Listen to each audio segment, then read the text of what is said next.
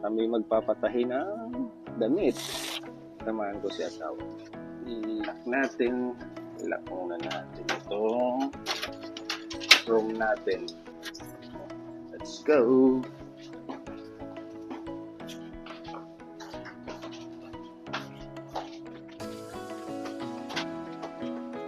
Wala pala kaming cash. So, pupunta muna kami sa ATM para mag-withdraw ng 100 dirham. Kasi cash lang yung pagpapatutulan namin ng damit. Say hi, good morning!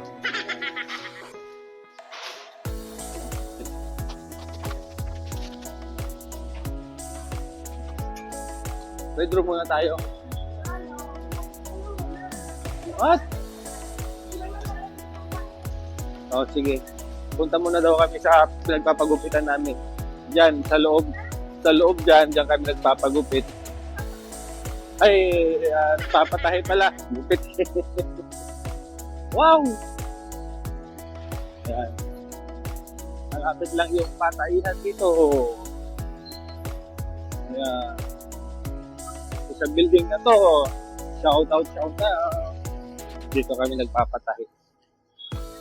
Merong suki yung asawa ko dito. No? Sama? Magaling ibang magtahi yung pinupuntahan mo dito. Ayan. Kung may customer. Ayan.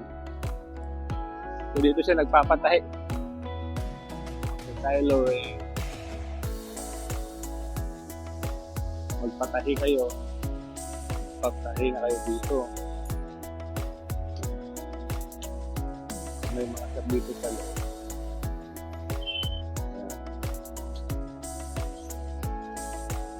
Meron din dito mga tuxedo. Mga decoration. Indian decoration. Kung gusto yung bumili ng mga decoration. Meron din traveling tools. Furniture upholstery. Ayan. Diyan. So tayo doon. Meron din typing dito. Meron ulit tailoring. Ayan. Tsaka laundry. May laundry dito. Okay, so tayo dito. Yung hirap ng hospital. May chowking doon. Bench.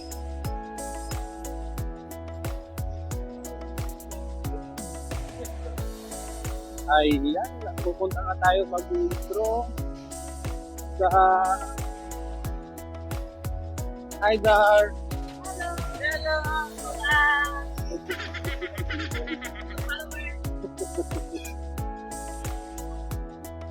So tayo mag-withdraw tayo sa Al-Ansar Exchange.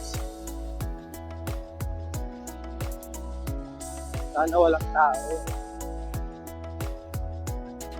Ay, walang tao. Mag-withdraw tayo. So, yung card na. So, English. And then, pin natin. Okay. 100 lang. Ayaw ko kasing naghahawak ng cash.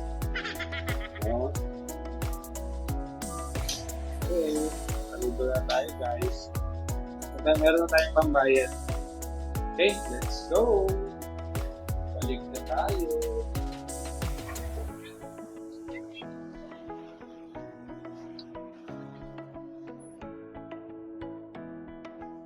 Ayan, tignan na natin kung nasa na yung aking asawa. One eternity later.